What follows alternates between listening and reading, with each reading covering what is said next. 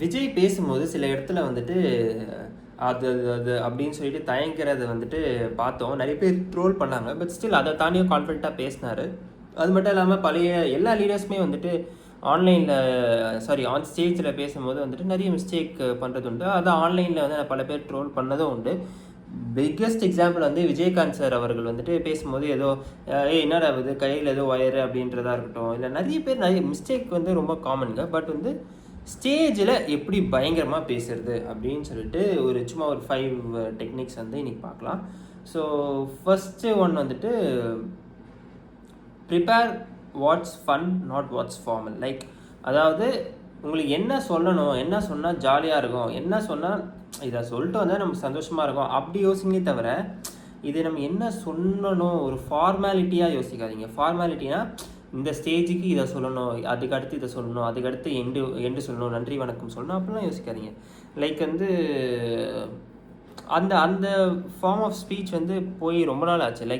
அதுக்கு நன்றி வணக்கம் சொல்லக்கூடாதுன்னு சொல்லலை. பட் வந்து make yourself chill and நீங்கள் என்ன சொன்னால் மக்களுக்கு சூப்பராக இருக்கும், ஜாலியாக இருக்கும், உங்களுக்கு ரொம்ப சந்தோஷமாக இருக்கும், அதை வந்துட்டு ப்ரிப்பேர் பண்ணி வச்சுக்கோங்க. And then mistakes R not a crime. Mistakes ஒரு மிஸ்டேக் வந்து ஆன் ஸ்டேஜில் பண்ணிட்டோம் அப்படின்னா இந்த பெரிய பெரிய இந்த லீடர்ஸ் ஸ்பீக்கர்ஸ்லாம் பார்த்தீங்கன்னா இந்த காமெடியன் ஸ்டாண்டப் காமெடியன்ஸ்லாம் பார்த்தீங்கன்னா அதாவது மிஸ்டேக் ஆயிடுச்சுன்னு வச்சுக்கோங்களேன், அதையே அப்படியே ஒரு காமெடியாக சொல்லி சமாளிச்சிருவாங்க. ஸோ மிஸ்டேக்ஸ் வந்து நம்ம போகும்போது தயக்கப்படுவோம். அங்கே போயிட்டோன்னா ஒரு சின்ன மிஸ்டேக் வந்தோன்னா அப்படியே நம்ம ஒரு பயந்துருவோம்.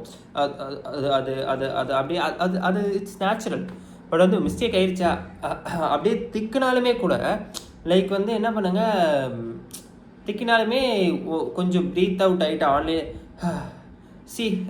ஏதோ ஒரு ஜோக் சாரி உங்களோட ஃபார் எக்ஸாம்பிள் சொல்கிறேன் இருங்க.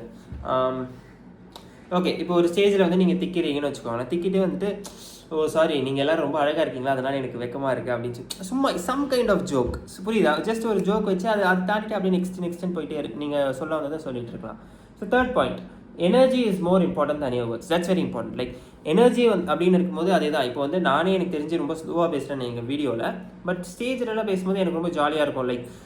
இப்போ பார்த்தீங்கன்னா எல்லோரும் நல்லா இருக்கீங்களா அந்த ஒரு ஹை வந்து வரும்.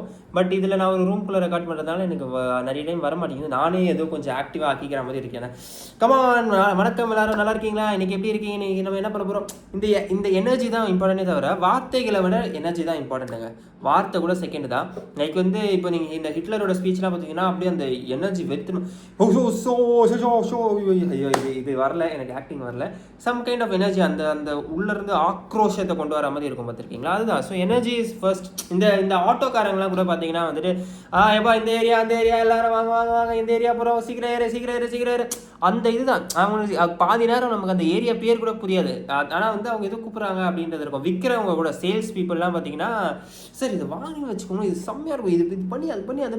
ஆனால் நமக்கு பாதி வார்த்தை புரியலைன்னா கூட அந்த எனர்ஜியில் வந்து நம்ம அப்படியே கேட்டுகிட்டே இருப்போம், இவர் எதுவும் சொல்ல வராரு போல் அப்படின்னு சொல்லிட்டு. ஸோ எனர்ஜி வந்து ரொம்ப இம்பார்ட்டண்ட்டு.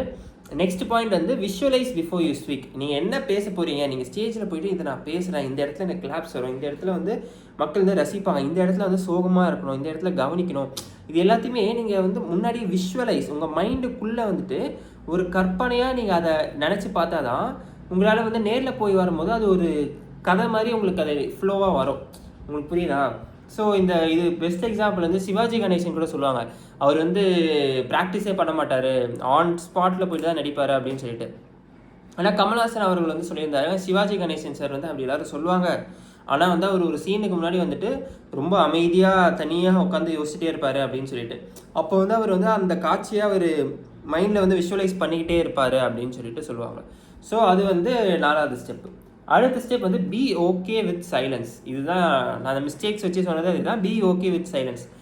வந்து உங்களுக்கு ஏதாவது நடுவில் வந்து கொஞ்சம் ஆக்வர்ட் பாஸோ சைலண்ட்டாக நம்ம பேசிகிட்டு இருப்போம், திடீர்னு ஒன்று யோசிக்கணும், அப்போ நம்ம அமைதியாகிறது வந்துட்டு நமக்கு ரொம்ப உடனே ஐயோ எல்லோரும் நம்மளை பார்க்குறாங்க அது இல்லை. சைலண்ட்டாக ஒரு 5 செகண்ட் நம்ம சைலண்ட்டாக கூட இருப்போம். யார் இவன் என்ன பண்ணுறேன், எதுக்கு நான் சைலண்ட்டாக இருக்கேன் அப்படின்னு பார்க்கட்டும். பேசிக்காக என்னென்னா கான்ஃபிடன்ஸ் தாங்க. நம்ம போவோம், திட்டுறவன் எப்படி இருந்தாலும் நீ சூப்பராக ஒன்று மட்டும் ஞாபகம் வச்சுக்கோங்க, நீங்கள் என்ன தான் சூப்பராக பேசினா கூட உங்களை பிடிக்காதவன் திட்டுறவன் குறை சொல்கிறவன் திட்ட தான் போகிறான். நீங்கள் என்ன தான் மொக்கையாக பண்ணால் கூட உங்களை பாராட்டுறவங்க பாராட்டுவாங்க. ஒரு சாதாரணமான ஒரு மக்கள் வந்து ஒழுங்காக பேசல பட் ஓகே அப்படின்னு தான் நினைப்பாங்களே தவிர உங்களை பற்றி மோசமாக இவன் நல்லா இருக்கக்கூடாது அப்படிலாம் நினைக்கவே மாட்டாங்க. அப்படி நினைக்கிறவங்க நீங்கள் சூப்பராக பேசினாலுமே நினச்சிட்டு தான் இருக்க போகிறாங்க. ஸோ யாரையும் நீங்கள் இம்ப்ரெஸ் பண்ண தேவையில்ல, ஜாலியாக விட்டு பேசுங்க. ஸோ கான்ஃபிடென்ஸ் மட்டும் தான் important. So that's all I guess. So நீங்களும் ஆக்டர் விஜய் மாதிரி இல்லை ஆக்டர் அஜித் பெருசாக பேசியிருக்காரு. ஆனால் பெருசாக நிறைய இடத்துல பேசினதில்லை. பட் வந்து லைக் அவர் பேசின 1-2 இடத்துலையும் சும்மா ஃபயராக பேசியிருக்காருன்னு நினைக்கிறேன். அப்புறம் கலைஞர் மாதிரி இல்லை ஜெயலலிதா மாதிரி எம்ஜிஆர் மாதிரி இந்த பெரிய பெரிய லீடர்ஸ் மாதிரி வெளிநாட்டு லீடர்ஸ் மாதிரி ஒரு பெரிய லீடராக ஒரு பெரிய பப்ளிக் ஸ்பீக்கராக நீங்கள் வர்றதுக்கு வாழ்த்துக்கள். யா, let's see in the next video. Thank you.